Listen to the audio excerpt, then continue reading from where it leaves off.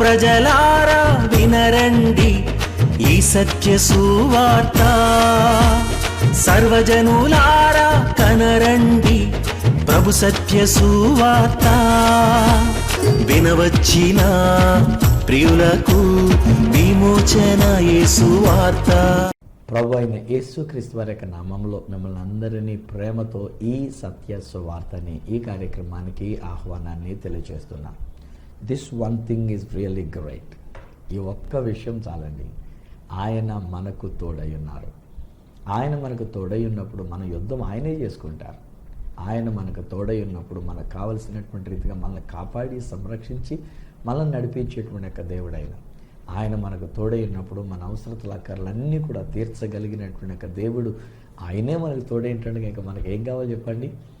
ఈరోజు దేవుని యొక్క వాక్యంలో నుండి మీతో పంచుకునడానికి గాను యెషయా గ్రంథంలో నుండి 43వ అధ్యాయంలో నుండి కొన్ని వచనాలు నేను మీ కొరకు చదవాలని ఆశపడుతున్నా. బైబిల్ గ్రంథంలో నుండి యెషయా గ్రంథము 43వ అధ్యాయం 1వ వచనం 2వ వచనాలు.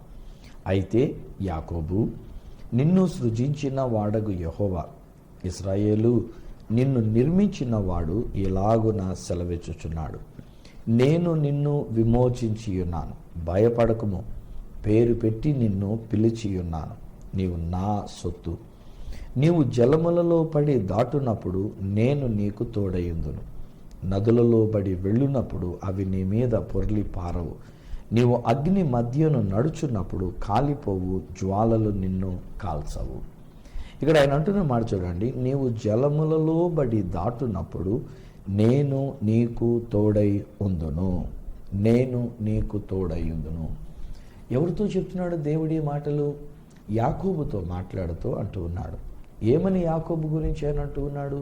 నిన్ను సృజించిన వాడు, నిన్ను నిర్మించిన వాడు, నీవు నా సొత్తు. హై ఫ్రెండ్స్, ఈ రోజుని ఈ నా కార్యక్రమాన్ని వీక్షిస్తున్న మీ అందరికీ నేను చెప్పగలిగినటువంటి ఒక సువార్త ఏంటంటే, మనము దేవుని సొత్తు అయిన ప్రజలమై ఉన్నాము. ప్రతి మానవులోనండి.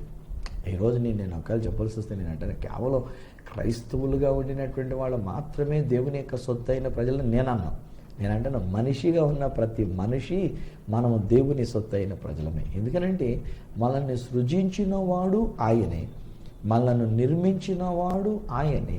ఒకవేళ మనము తెలియక మన విశ్వాసములలో మనం ఉండి ఉన్నాం. మన యొక్క పితరులైనటువంటి వారు ఏ విశ్వాసం మనకు నేర్పించారో ఆ యొక్క విశ్వాసముతో, ఆ యొక్క నమ్మికతో మనం ఆ రీతిగా మనం సాగిపోతూ ఉన్నామే తప్ప, ఈరోజు నా యొక్క వెర్షన్లో నేను చెప్పగలిగినటువంటి మాట ఏమిటంటే, మనిషిగా పుట్టిన ప్రతి మానవుడు దేవుని సొత్తే, దేవుని చేత సృజింపబడినటువంటి వారు. ఆనాడు ఆదాములో మనం అందరం కూడా సృజింపబడినటువంటి వారు. ఆ ఆదాములో నుంచి వచ్చినటువంటి ఒక బీజములే ఈ రోజున మనం అందరం ఇలాగున్న విస్తారమైనటువంటి ఒక జనాంగముగా మనం పుట్టి మనం పెరుగుతూ ఉన్నాం. కనుక ప్రతి మానవులు మనం దేవుని సొత్తైన ప్రజలమై ఉన్నాం, దేవునికి చెందిన ప్రజలమై ఉన్నాం. ఈరోజుని ఈ సత్యాన్ని మనం తెలుసుకోవాలని నేను మిమ్మల్ని కోరుతున్న స్నేహితులారా. ఒకవేళ మనం ఏ విశ్వాసములో మనం ఉండి ఉన్నప్పటికీ మీరు దేవుని సొత్తు, మీరు దేవుని సొంతమై ఉన్నారు, మీరు దేవుని ప్రజలై ఉన్నారు. సొత్తు అనేటువంటి ఒక మాటని సరిగ్గా అర్థం చేసుకోవాలంటే భార్యాభర్తల బంధాన్ని గురించి మనం అర్థం చేసుకోవాలి. వివాహము గావించబడిన తర్వాత ఆ యొక్క స్త్రీ అప్పటి వరకు వాళ్ళ అమ్మ నాన్నల యొక్క పెంపకంలో ఉంటూ ఉంటుంది. కానీ వివాహానంతరం ఆమె పెళ్లి చేసుకున్నటువంటి ఆ భర్త లేక ఆ పురుషుని యొక్క సొత్తు. ఎవరు ఆమెను చూడడానికి కానీ, ఎవరు ఆమెతో పరస్కారాలు ఆడడానికి కానీ, ఎవరు ఆమెతో ఎకెక్కలు సెకసెకలు చేయడానికి కానీ, లేక ఎవరు ఆమెతో వేరేగా ప్రవర్తించడం కానీ అంగీకరించడు ఏ భర్త కూడా కదా.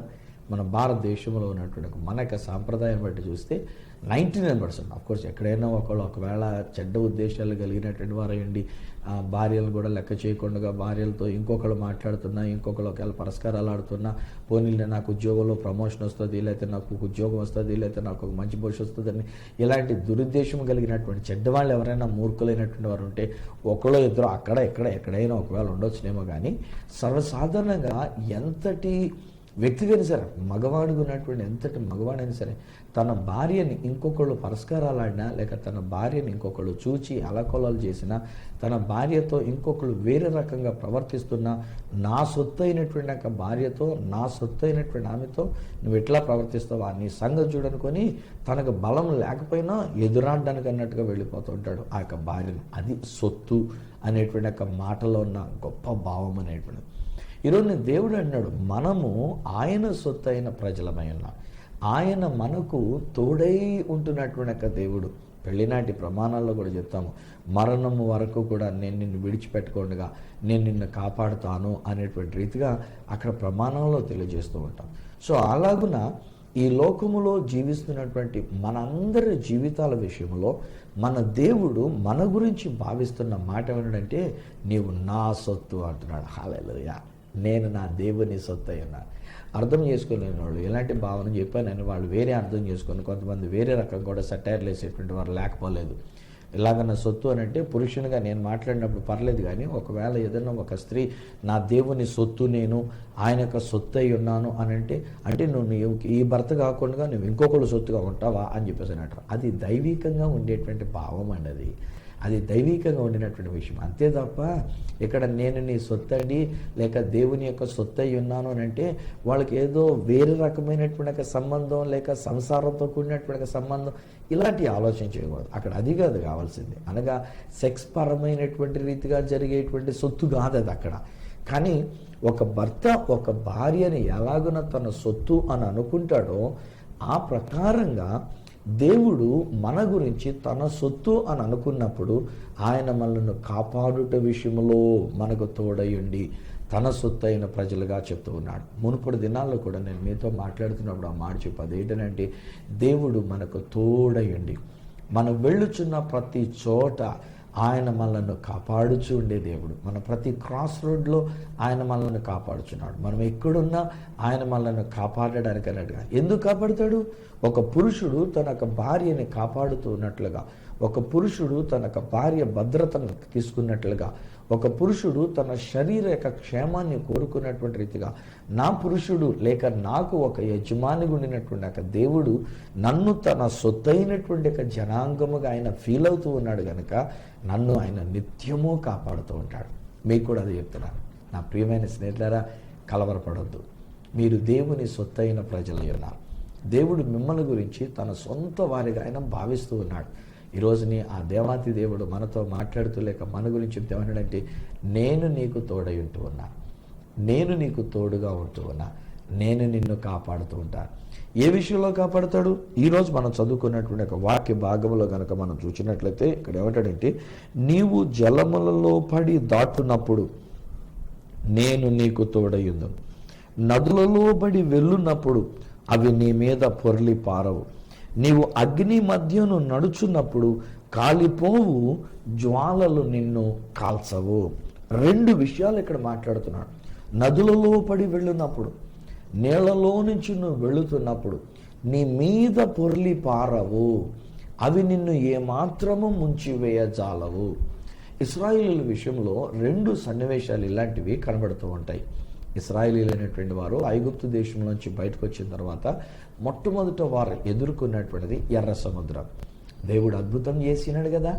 దేవుడు అంత పెద్ద ఎర్ర సముద్రాన్ని, అంత లోతైనటువంటి ఎర్ర సముద్రాన్ని సముద్రాన్ని రెండు పాయలుగా చేసి ఇరుప్రక్కల గోడలాగా దాన్ని నిలబెట్టి దాని మధ్యన ఆరిన నేలను వెళ్ళినట్లుగా ఇశ్రాయేలు ప్రజలైనటువంటి వారు ఆరిన నేల మీద వెళ్ళి ఉన్నారు. నా ప్రియ స్నేహితులారా, ఏ ఎర్ర సముద్రం ఒకవేళ మీకు ఎదురయ్యున్నవో, ఏ నదులు ఒకవేళ మీకు ఎదురయ్యున్నవో, ఆ మధ్యలో కొన్ని దినాల క్రితం మన కేరళ రాష్ట్రాన్ని గురించి మనం కొన్ని విషయాలు వింటూ వచ్చినాం. భయంకరమైనటువంటి యొక్క ఉప్పెనలు లేక భయంకరమైనటువంటి ఆ యొక్క నదులు పొంగుతూ ఉన్నందు చేత, వరదలు వచ్చినందు చేత ఇల్లులు కూలిపోతున్నటువంటిది, నదులు ప్రవహిస్తూ ఉన్నటువంటి విధానం, బ్రిడ్జిలు కూలిపోతున్నటువంటిది, బస్సులు ఎక్కడెక్కడికో కొట్టుకుపోయి చెట్ల మధ్యలో ఇరుక్కుపోయినటువంటి రీతిగా ఉండినటువంటి విషయాలు ఇవన్నీ మనం చూస్తున్నప్పుడు పాపం చాలామంది అక్కడి నుంచి మన వాళ్ళు కూడా ప్రార్థన ప్రార్థన చేస్తూ వచ్చినారు. అక్కడ వాళ్ళకి ఇన్ఫర్మేషన్ అనేటువంటిదిగా తెలియజేస్తూ ఆ మధ్యలో నాకు వాట్సాప్లో కూడా వచ్చినటువంటి మాట ఏంటంటే అక్కడ ఒక ఫాదర్ ఉన్నారు. ఆ ఫాదర్ వాళ్ళకి ఏదైనా కావాలంటే షెల్టర్ ఏర్పాటు చేస్తున్నారు, ఈ ఫోన్ నెంబర్ ఫార్వర్డ్ చేయండి అని చెప్పేసి అని ఏదో ఒక ఫోన్ నెంబర్ ఇచ్చి ఫార్వర్డ్ చేయమంటే చాలామంది దాన్ని ఆంధ్రాలో ఫార్వర్డ్ చేస్తూ వచ్చారు. ఏం చేస్తాం పాపం, ఇక్కడిక్కడ ఫార్వర్డ్ చేస్తే వీళ్ళకి ఎవరికైనా తెలిసినటువంటి వాళ్ళు ఎవరైనా అంటే వాళ్ళకి ఫార్వర్డ్ చేస్తారని మన ఆంధ్రాలో ఎక్కువ ఫార్వర్డ్ అయిపోతూ వచ్చింది ఆ ఫోన్ నెంబర్ కూడా. కానీ నేను ఆ రోజుని కేరళ విషయంలో నేను చూస్తున్నప్పుడు అండి, ఎంత భయంకరమైనటువంటి యొక్క వరదలు, ఎంత భయంకరమైనటువంటి యొక్క ప్రవాహం, ఆ యొక్క నీళ్ళకి కొట్టుకుపోతున్నటువంటి విషయాలు, ఇల్లులు మునిగిపోయినటువంటిది. బయట నుంచి ఏరియల్ వ్యూగా దాన్ని తీసినప్పుడు ఇదంతా ఏంటి, ఆ మధ్యలో ఖాళీగా కనబడుతుంది ఏంటంటే రోడ్డు మీద ఉన్నటువంటి నీళ్లు, మిగతా చెట్లు కనబడుతున్నాయి, ఓ చక్కని రోడ్డుగా ఖాళీగా కనబడుతున్నటువంటి స్థలం, కానీ అక్కడ ఉన్నదంతా కూడా నీళ్లమయం అయిపోయినటువంటిది. కానీ ఆ రోజుని ఇశ్రాయేలు ప్రజలు ఆ నీళ్లలో మునిగిపోలేదు. దానికి బదులు దేవుడు తర్వాత వారికిలాగా అనుకరిద్దామని చూసుకొని వెళ్ళినటువంటి ఐగుప్తీయులైనటువంటి ఆ యొక్క శత్రు సైన్యాన్ని, శత్రువు అయినటువంటి వారిని లేక శత్రుత్వాన్ని, నేను వాళ్ళని చంపేయడం గురించి నా సంతోషం కాదు కానీ, వాళ్ళు చచ్చిపోవడం నాకు సంతోషం కాదు కానీ, నేనేమంటానంటే శత్రుత్వము అనేటువంటిది ఆ నీళ్లలోనికి వచ్చిన తర్వాత దాన్ని ముంచేశాడు దేవుడు అక్కడ. ఫ్రెండ్స్, ఈరోజు మరొకసారి నేను మీకు జ్ఞాపకం చేస్తున్నాను, మనకి శత్రువులు ఎవరో ఉండకూడదు. ఈయన మాటలు వింటున్నటువంటి మీకు నేను చెప్తున్నాను, ఒకవేళ ఎవరైనా మీకు విరోధంగా ఏదైనా చేస్తున్నట్టే, ఒకవేళ ఎవరైనా ఏదైనా వ్యతిరేకంగా కనుక ప్రవర్తించినట్లయితే ఈ దినాన్ని మీరు, నేను, మనం అందరం కూడా, నేను అంటాను కదా, క్రీస్తు ప్రేమతో ఒకరి ఎడలో ఒకరు క్షమాపణ కలుగుందాం, ఒకరినొకరు మనం క్షమించుకుందాం, ఒకరితో ఒకరు మనం సమాధానం కలుగుందాం. ఇది ఆ దేవుడు కోరుతున్నాడు. ఆయన నాకు తోడై ఉన్నాడు కనుక నేను అందరితో సమాధానాన్ని కోరుకుంటా. నాకు వ్యతిరేకముగా ఎదురొస్తున్నటువంటి శత్రుత్వము ఆ నీళ్లలో పడి మునిగిపోయి పోవలసిందే తప్ప మనుషులు కాదు అందులో పోవలసినటువంటి వాళ్ళు. మనుషులందరూ నాకు మిత్రులై, వాళ్ళందరూ నా సహోదర సహోదరులే. ఈరోజుని ఈయన కార్యక్రమాన్ని వీక్షిస్తున్నటువంటి మీరందరూ క్రీస్తు ప్రేమను బట్టి నా సొంత సోదరులుగా, నా సొంత సోదరీలుగా నేను భావిస్తూ ఉన్నా. అలాంటప్పుడు నా తమ్ముళ్ళు లేక నా యొక్క చెల్లాయిలు, లేక నా యొక్క అక్క, లేక నా యొక్క అన్నగా ఉండినటువంటి వారు, వాళ్ళు చచ్చిపోవటం, అక్కడ పాడైపోవటం నేను కోరుకుంటానా? ఎట్టి పరిస్థితుల్లో కోరుకోను. వాళ్ళు నా సొంత వాళ్ళు కనుక మంచిగా ఉండాలని కోరుకుంటా. కానీ వారిలో ఉన్న శత్రుత్వం ఆ నీళ్లలో పడి మునిగిపోయి కొట్టుకుపోయినటువంటిది. అది దేవుడు చేసిన కార్యం. ఇదే ఇశ్రాయేలు ప్రజలైనటువంటి వారు ఇంకా దగ్గర వరకు వచ్చిన తర్వాత యెహోషువ నాయకత్వం దగ్గరికి వచ్చేసరికల్లా యోర్దాను నది గట్టుల మీదుగా పారుతుందంటండి. చాలా ప్రవాహంగా వడిగా పారుతుందంట. యూనో వన్ థింగ్, ఒక విషయం తెలుసా, ఇన్నిసార్లు నేను ఇజ్రాయెల్ దేశానికి వెళ్ళొస్తున్నాను కనుక నేను గ్రహించిన ఒక విషయం ఏంటంటే, వాస్తవానికి గలిలయ సముద్రం, ఆ సముద్రంలో చూస్తున్నటువంటిది యోర్దాన్ నది. ఆ యోర్దాన్ నది కిందకి దిగువగా వచ్చి డెడ్ సీ, మృత సముద్రం, ఉప్పు సముద్రం అనేటువంటి దానిలో కలుస్తూ వచ్చినటువంటిది. గలిలయ సముద్రమే సముద్ర మట్టము కంటే 200 మీటర్ల పల్లంలో ఉందంటండి. గలిలయ సముద్ర మట్టము కంటే 200 మీటర్లు పల్లంలో ఉండినది. ఇప్పుడు అలాంటిది ఆ గలిలయ సముద్రం నుండి ప్రవహిస్తున్నటువంటి ఒక యోర్దాను నది కూడా, ఆ యోర్దాను లోయ అనబడినటువంటి ఒక లోయ కూడా సముద్ర మట్టము కంటే 200 లేక 300 వరకు మీటర్ల పల్లములో ఉండినటువంటిది. ఎరికో పట్టణం దగ్గరికి వచ్చేసరికి 350 మీటర్లు దాదాపు పల్లములో ఉండినటువంటిది. అదే మనం డెడ్ సీ దగ్గరికి వచ్చేసరికల్లా ఆ డెడ్ సీ అనేటువంటిది ఆల్రెడీ సముద్ర మట్టము కంటే కూడా 400 మీటర్ల పల్లములో ఉండినటువంటి, అంటే 200 మీటర్ల పల్లం దగ్గర నుంచి ఇంకొక 200 మీటర్ల పల్లానికి వెళుతున్నటువంటి యొక్క నీరు ఎంత ఒడిగా ప్రవహిస్తూ ఉంటుందో ఒకసారి ఆలోచించేయండి. ఎంత వేగంగా ప్రవహిస్తుంటుందో ఒకసారి ఆలోచించేయండి. నేను చిన్నపిల్లోడుగా ఉన్నప్పుడు మాది ఆకివీడు, వెస్ట్ గోదావరి డిస్ట్రిక్ట్ కనుక అక్కడ మాకు ఒక కాలువ ఉండేది. ఈ కాలువ సమ్మర్లో దాన్ని కట్టేస్తారు, ఎండిపోయేటువంటిది. ఆ తర్వాత మళ్ళీ జూన్ జూలైలో వచ్చేసరికల్లా ఆ నీళ్లు వదులుతారు. వదిలినప్పుడు మా అమ్మగారు ఎప్పుడు మమ్మల్ని కోపడుతుండేవారు, రే నాయన అలా వెళ్ళకూడదురా, నీళ్లు వస్తున్నటువంటి సమయంలో నాన్న విషయాలు అందులో వస్తూ ఉంటే కనుక వెళ్ళొద్దు, వాటిలో ఉండొద్దని మేము ఎంత చెప్పినా పిల్లలు అప్పుడు రోజుల్లో అల్లరి చేసేటువంటి రకమే కదా. ఇప్పుడు అంతే, చాలామంది పిల్లలు మనం చెప్పిన మాట వినరు, మనం చెప్పిన కొలిది చేయొద్దన్న విషయాన్ని చేయడానికి మనసు కలిగినటువంటి వారే ఉంటారు. సో ఆ రోజుల్లో చిన్నడుగునటువంటి నేను కూడా ఏం చేసేవాడిని అంటే, కాలు వస్తున్నటువంటి ఆ దినాల్లో ఆ నొరక్కొక్కుంటూ ఆ నీళ్ళు అనేటువంటిది వస్తూ ఉన్నప్పుడు వెళ్ళి చక్కగా ఆడుకుంటూ ఆడుకుంటూ దాన్ని తన్నుకుంటూ దాన్ని ఏదో గెలుక్కుంటూ మొత్తం ఏదో చేస్తుండేవాళ్ళం. ఒక్కొక్కసారి మాకు తెలియకుండానే పాదముల వరకు వచ్చినటువంటి మోకాళ్ళ వరకు వచ్చింది, మొలలోతు వరకు కూడా వచ్చేసేటువంటి.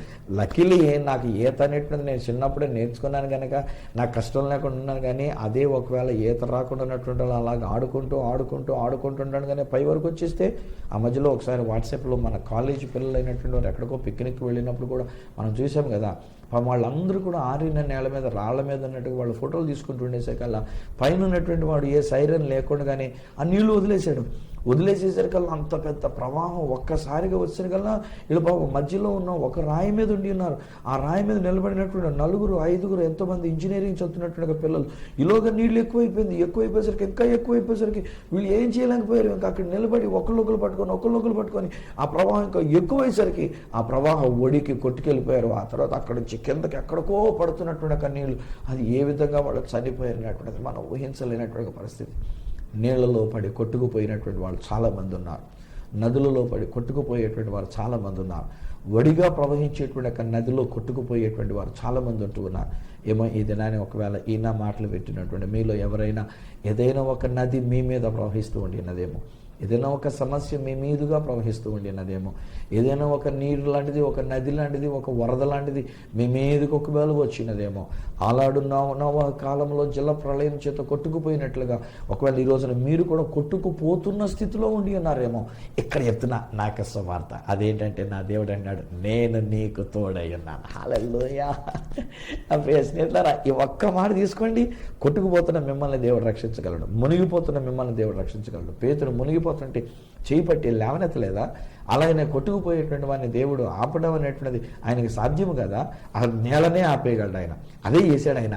ఆ యోర్దాను నదిని కూడా 2 పాయలు చేసి అంత ఒడిగా ప్రవహిస్తున్న నీళ్లు అక్కడనే పైనే నిలిచిపోయేటట్టుగా చేసి ఇశ్రాయేలు ప్రజలందరూ ఆరిన నేలన ఆ యోర్దాను నదిని దాటి వెళ్ళినటువంటి ఒక అద్భుతమైనటువంటి అనుభవం. నా ప్రియ స్నేహితులారా, ఏ నదులు మిమ్మల్ని ముంచి వేయజాలవు, ఏ విధమైన వరదలు మిమ్మల్ని ముంచి వేయజాలవు. ఆ మధ్యలో కేరళ రాష్ట్రంలో ఇలాంటి వరదలు వచ్చినప్పుడు ఒక సహోదరి, మా పాస్టర్ గారికి చాలా సన్నిహితురాలినటువంటి ఒక సహోదరి ఇక్కడ మనకి కాకినాడ అనేటువంటి పట్టణంలో వారు ఉంటూ ఉన్నారు. వారి తల్లిగారు అక్కడ ఉండి ఉన్నారు. ఒక రాత్రి వేళ వారు ఫోన్ చేసి మాట్లాడుతున్నారు, పాస్టర్ గారు దయచేసి మా అమ్మగారి గురించి ప్రార్థన చేయండి. అమ్మ కేరళలో ఉండి ఉన్నారు, మోకాళ్ళ లోతు వరకు నీళ్ళు వచ్చేసినాయి అంట. ఎలా ఉన్నారు ఏంటని ఆ బిడ్డ పాప రాత్రి గడ కన్నీరు పెడుతూ అంటుంటే నేను చెప్పాను, అమ్మ ధైర్యంగా ఉండు, నేను ఈ విషయాలే ధ్యానం చేస్తున్నాను కనుక నీ యొక్క తల్లి మునిగిపోచాలదు. నీ తల్లిని దేవుడు కాపాడుతున్నాడు, నీ తల్లిని దేవుడు సురక్షితంగా ఉంచుతాడు. ఏదో ఒక విధము చేత ఆయన చేయి చాపి ఆ తల్లిని పట్టుకొని లేవనెత్తి టెర్రస్ మీదకో ఎక్కడికో నడిపించి నీ తల్లిని కాపాడుతాడు కనుక నువ్వు ధైర్యంగా ఉండు, నువ్వు అలా ఏడవద్దమ్మా ఇక్కడ ఉండి అని చెప్పేసి అని ఆ బిడ్డని నేను ధైర్యపరిచిన. ఈరోజు మీకు కూడా నేను అదే ధైర్యం చెప్తున్నా. ఫ్రెండ్స్, ఏమీ కలవరపడాల్సిన పని లేదు. ఎలాంటి ఆ వరద అయినప్పటికీ సరే, ఆర్థిక వరద కానివ్వండి, అనారోగ్యం అనే వరద కానివ్వండి, సమస్యలు అనేటువంటి ఒక వరద కానివ్వండి, మరి ఏ ఇతరమైనటువంటి ఒక వరదలు కానివ్వండి, ఎదునాన్ని దేవుడు చెప్తున్న మాట ఏంటంటే, ఆ నీళ్లు, ఆ వరద లేకపోతే ఆ పరిస్థితి నిన్ను ముంచి వేయజాలదు. ఇంకొక మాట అన్నాడు అదే వచనంలో ఏంటంటే, నీవు అగ్ని గుండా వెళ్ళినప్పుడు, నీవు అగ్ని మధ్యన నీవు నడిచినప్పుడు నువ్వు కాలిపోవు, ఆ అగ్ని నిన్ను కాల్చజాలదు. ఇశ్రాయేలు వెళ్ళైనటువంటి వారి విషయంలో షద్రక్, మేషక్, అబేద్నెగో అనేటువంటి ఒక 3 యవనస్తుల విషయంలో నేను మాట జ్ఞాపకం చేస్తున్నా. వాళ్ళు ప్రతి ఒక్క నమస్కారం చేయమని రాజుగారు చెప్పారు. వాళ్ళు మేము దేవుని నమ్ముకున్నాం కనుక నువ్వు ఎన్నెన్నో చెప్పు రాజా, మేము ఆ ప్రతిమకు మొక్కం అని చెప్పేసి అని నిటారుగా నిలబడి ఉన్నారు. రాజుగారి కోపం ఎక్కువైపోయింది. నేను చేయించిన ప్రతిమకు, నా ప్రతిమగా నేను ఇంత పెద్ద ప్రతిమని చేస్తే నా ప్రతిమకే మీరు మొక్కకుండా ఉంటారా? చూడు మీ సంగతి ఏం చేస్తున్నా, ఎవడు మిమ్మల్ని రక్షిస్తాడని చూస్తాను అనుకొని ఆ అగ్నిగుండాన్ని 7 ఎక్కువ చేయండి అని చెప్పేసి అని అన్నాడు. 7 ఉన్నదానికంటే కూడా ఎక్కువ చేసినాడు. ఈ సమయంలో కొంతమంది మనుషులు వచ్చి వీళ్ళని కాళ్ళు చేతులు కట్టేసి కట్టబడినటువంటి వీళ్ళని ఆ అగ్ని గుండంలోనికి విసిరి ఉన్నారంట. అప్పుడు నా బైబిల్ చెప్తున్న మాట ఏంటంటే, విసిరిన వాళ్ళు కాలిపోయారు, కానీ విసిరివేయబడ్డ వాళ్ళు వాళ్ళ కట్టిన కట్లు కాలిని తప్ప వాళ్ళ తల వెంట్రుకలు కూడా కాలేదంటండి. అబ్బా, ఎంత నాకు రోషం వస్తుందంటే పౌరుషం వచ్చేస్తా ఉంటుంది ఆ మాటలు నేను చదువుతున్నంటే. దేవుడు ఎంత గొప్ప దేవుడో చూడండి. దేవుడే వారి మధ్యలోనికి దిగువచ్చేశాడు. నేను మీకు తోడై ఉంటానని సెలవిచ్చిన దేవుడు 4వ వ్యక్తిగా, 3 వ్యక్తులు అందులో వేయబడితే 4వ వ్యక్తిగా ఆ అగ్ని గుండములోనికి ఆయన వచ్చినాడు. 4 వ్యక్తులు కనబడుతున్నారు.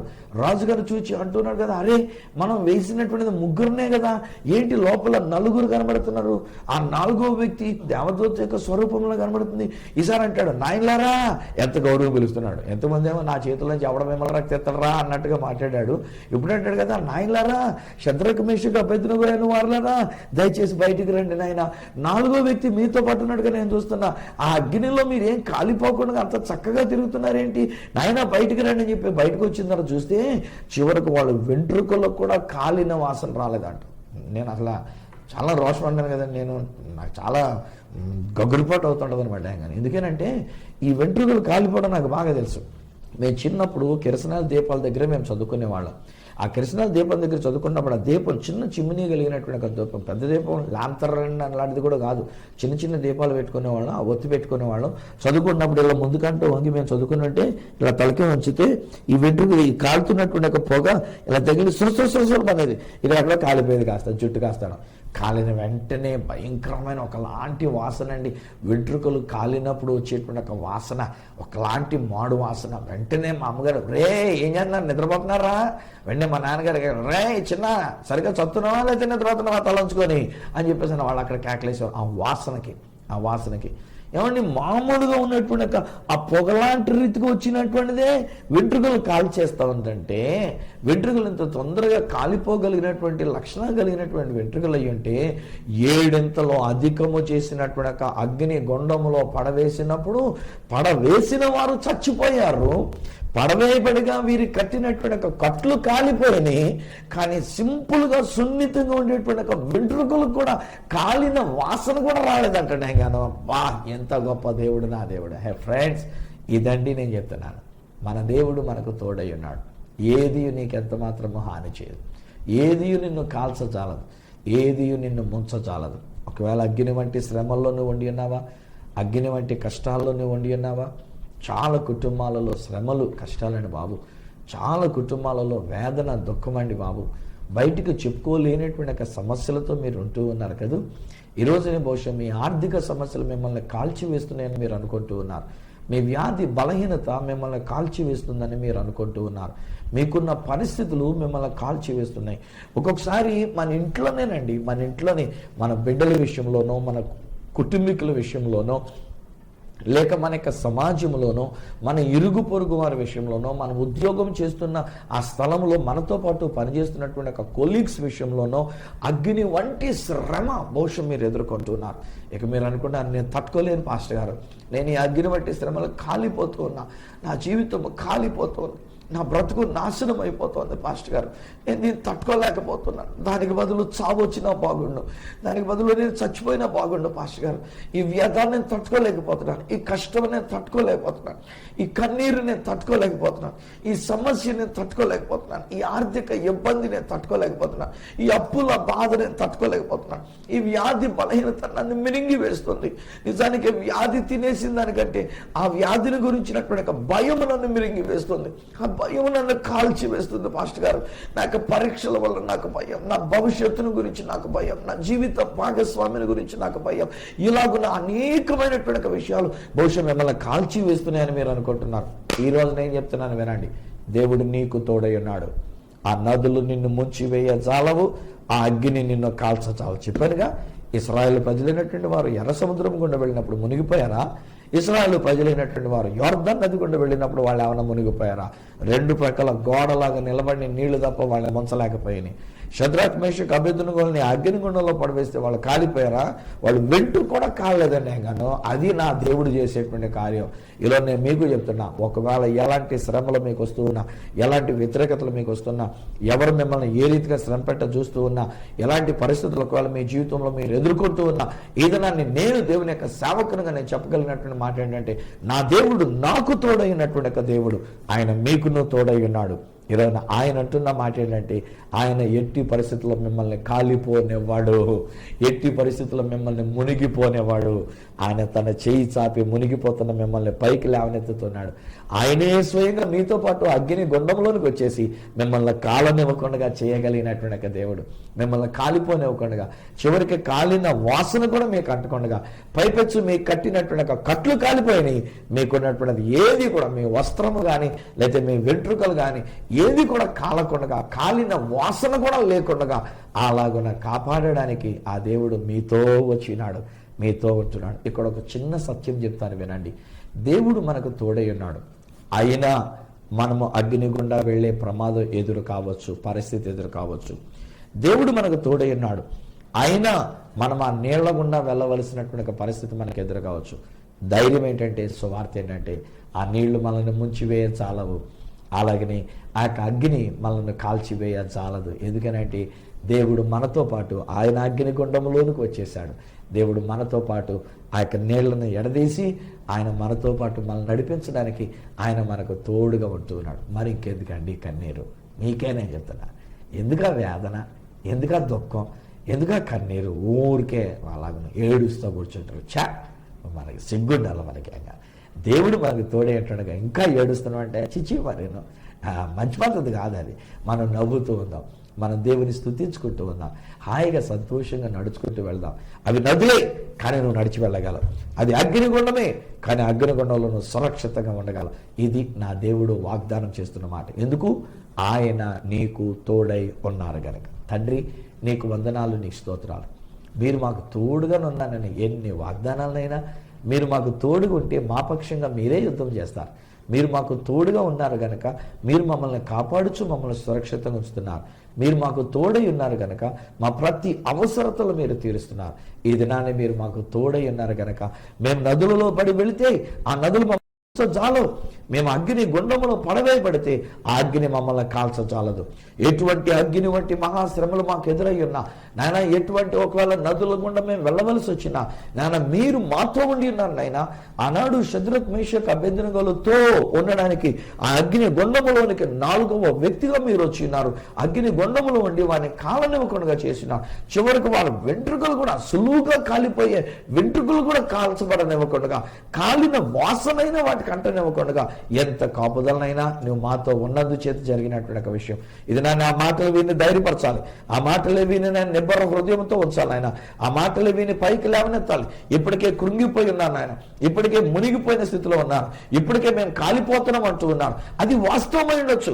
కాల్చివేసేటువంటి అగ్నిగుండం వాస్తవం, 7 అంతలుగా పెంచబడినటువంటి అగ్నిగుండం వాస్తవం. కానీ సత్య సువార్త మీరు ఆ అగ్ని గుండములోనికి మీరు వచ్చేసారు. అగ్ని గుండములో పడవేయబడటం జరిగింది. షద్రక్ మేషక్ అబేద్నెగోలు అగ్నిగుండంలో పడవేయబడ్డారు. కానీ మీరు వారికి తోడుగా నుండి ఆ అగ్ని గుండములోనికి వచ్చి వారిని కాపాడినటువంటి దేవుడు గనక నీకు వందనాలు. మీరు మాకు తోడయండి, మేము మునిగిపోలేకుండా మమ్మల్ని చేయి పట్టి లేవనెత్తినందుకు నీకు కోటి కోటి స్తుతులు చెల్లిస్తున్నాం. ఈ కుటుంబం వారి అప్పుల బాధలోంచి వారు బయటకు వచ్చి ఉన్నారు. అగ్ని వంటి మహాశ్రమంలో నుంచి వాళ్ళు బయటకు వచ్చినారు. ఇక మీదట ఏది కూడా వీరికి ఎంత మాత్రమో హాని చేయదు. యేసు నామములో నేను పాటిస్తున్నా. ఎందుకనంటే నీవు సెలవిచ్చిన ప్రకారంగా మీరు నాకు తోడై ఉన్నారు, మీరు వీరికి తోడై ఉన్నారు. మా అగ్ని వంటి శ్రమలో నుంచి, మా యొక్క భయంకరమైన ఉపద్రవములో నుంచి మీరు మమ్మల్ని లేవనెత్తి నడిపిస్తున్నందుకు నీ కోటి కోటి స్తుతులు మేము చెల్లించుకుంటూ యేసు శక్తి గల నామమున ప్రార్థించి పొంది ఉన్నాము తండ్రి. ఆమేన్. తండ్రి, కుమార, పరిశుద్ధాత్మలను దేవదేవుని దీవెన ఆశీర్వాదం ఆయన బిడలముగా మనకును మన యొక్క కుటుంబములకును నిత్యము తోడయుండి కాపాడి సంరక్షించును గాక. ఆమేన్. ఆమేన్. వెలసినట్లరా దేవుడు మీకు తోడై ఉన్నాడు. ఇక నదులు మిమ్మల్ని ఏమీ చేయజాలవు, ఆ అగ్ని మిమ్మల్ని ఏమీ చేయజాలదు. మీరు పొందుకున్న అనుభవాల్ని, మీరు పొందుకున్న మేలులను నాతో పంచుకోవడానికి నేను ప్రేమతో ఆహ్వానం తెలియజేస్తున్నా. ఈ మధ్యలో మన యొక్క కాంతి టీవీ ఛానల్ అనేకమైన ప్రదేశాలు వస్తుంది కనుక ఎక్కడెక్కడి నుంచి మీరు వీక్షిస్తున్నారో మీరు పొందుకున్న మేలులు మీరు ఉత్తరం ద్వారా కానీ ఒక SMS ద్వారా కానీ తెలియజేస్తూ మీ పేరు, మీరు ఏ ఊరు నుంచి మీరు ఫోన్ చేస్తున్నారో ఆ విషయాన్ని మీరు తెలియజేస్తే మీతో కలిసి నేను కూడా దేవునికి స్తుతి యాగాన్ని చెల్లిస్తా. నా అడ్రస్ ఈ సత్య సువార్త, సామర్లకోట 533440, తూర్పుగోదావరి జిల్లా, ఆంధ్రప్రదేశ్. అడ్రస్ మరొకసారి చెప్తూ ఉన్నా, ఈ Satya Suvartha, Samalkot 533440, east Godavari district, Andhra Pradesh. అప్పటికి ఒకవేళ నాతో మీరు ఫోన్లో మాట్లాడాలని కోరుకున్నట్లయితే నా ఫోన్ నెంబర్ 9848110907, 9440040992, 888855276662. ఒకరు నాకు ఈమెయిల్ చేయాలనుకున్నట్లయితే నా ఈమెయిల్ ఐడి esatyasuvartha@gmail.com. మన రేపటి దినాన్ని ఈ సత్య సువార్త కార్యక్రమంలో మిమ్మల్ని కలుసుకునేటంత వరకు మిమ్మల్ని అందరినీ మనకు తోడుగా ఉంటున్న ఆ దేవాతి దేవుని చేతులకే మిమ్మల్ని అప్పగిస్తూ మీ దగ్గర సెలవు తీసుకుంటున్న మీ ప్రియ సహోదరుడు ఈ సత్య సువార్త రాజు.